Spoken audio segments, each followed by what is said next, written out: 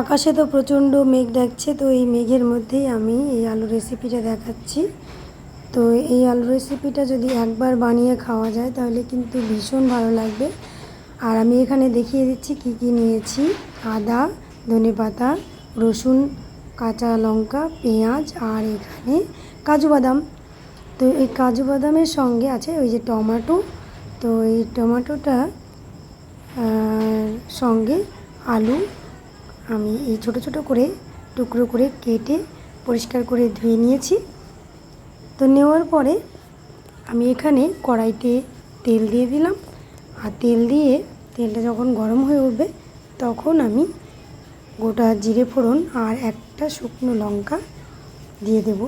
তো দিয়ে দেওয়ার পরে এবার আমি এর সঙ্গে পেঁয়াজ, কাঁচা লঙ্কা এগুলো সঙ্গে রসুন যে থেতো করে রেখেছি সেটাও দিয়ে দিচ্ছি। তবে আমি কাজু বাদামটা যে দেখালাম সেটাও কিন্তু আমি পেস্ট করে নিয়েছি। আর এখানে কাঁচা লঙ্কাও দিয়ে দিলাম। দিয়ে এগুলোকে ভালোভাবে নাড়াচাড়া করে নেব। আর একটা কথা বলি আপনাদের, যে আমি রান্নার ভিডিও ছাড়ি বলতে আমি কিন্তু নতুনভাবে কোনো কিছু ভিডিও বানানোর জন্য রান্না করি না। এগুলো সম্পূর্ণই আমার নিজের বা আমার ফ্যামিলির নিজের খাবারের জন্যই আমি বানাই।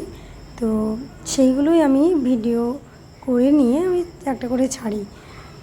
আরেকটা কথা হচ্ছে, আমি আমার ভিডিওগুলোতে যে লাইক বা কমেন্ট বা শেয়ার হবে এমনটার জন্যে কিন্তু আমি মানে আপলোড করি না। কেননা আমার যে স্কুল ফ্রেন্ডগুলো আছে বা আরও যেগুলো পরিচিত ফ্রেন্ড আছে, তারা যে আমার মানে ফ্রেন্ডের মধ্যে বা ফলোয়ার্সের মধ্যে আছে, তারা কিন্তু সবাই আমাকে হেল্প করে, সবাই আমার ভিডিওতে লাইক কমেন্ট করে, তাদের বলতে হয় না। তো একটা কথা হচ্ছে, ভিডিও যদি ভালো লেগে থাকে তাহলে অবশ্যই প্রত্যেকেই লাইক কমেন্ট করবে, আর যদি ভালো না লাগে তাহলে কেন করবে, তাই না? তো একটা কথা হচ্ছে, আমি এই ভালো মানে যে কমেন্ট পাবো বা বেশি করে এরকমটার জন্য আমি কিন্তু ভিডিও বানাই না। তো এখানে আমি সব রকম মশলা দিয়েছি, মানে হলুদ, লঙ্কা গুঁড়ো, জিরে গুঁড়ো, ধনিয়া গুঁড়ো, আদা পেস্ট এগুলো দেওয়ার পরে আমি টমেটোটাকে কিছুক্ষণ দেওয়ার পরে ফ্রাই করে নিয়েছি। নেওয়ার পরে ওই যে কাজু বাদাম যেটা পেস্ট করে রেখেছিলাম সেই পেস্ট করাটাও আমি এর মধ্যে দিয়ে দিলাম। তো দিয়ে একটু নাড়াচাড়া করে নিয়ে আমি মানে বাদামের যে কাঁচা গন্ধ থাকে সেই গন্ধটা যখন চলে যাবে ফ্রাই করার পরে, তখন আমি কিন্তু এই আলুটাকে ওর মধ্যে দিয়ে দিলাম। তো আলুটাকেও কিন্তু বেশ কিছুক্ষণ নাড়াচাড়া করে নিয়ে কষিয়ে নিতে হবে।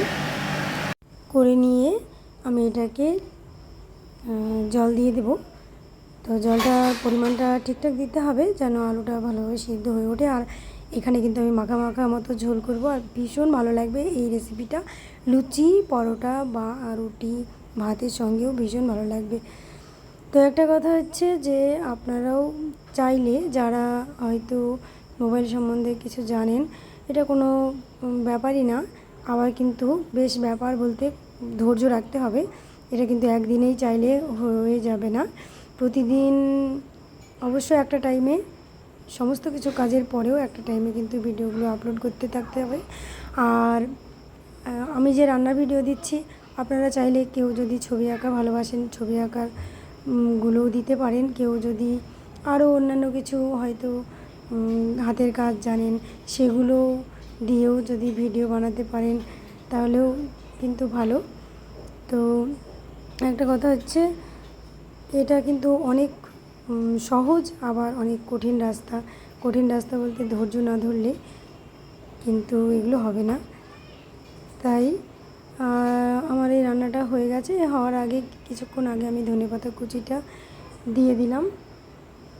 তো দেওয়ার পরে আমি এটাকে নামিয়ে ফেলবো আর গরম গরম পরিবেশন করবো। আপনাদের যদি ভালো লেগে থাকে তাহলে অবশ্যই আপনারা ট্রাই করবেন। আর ভালো থাকবেন সবাই।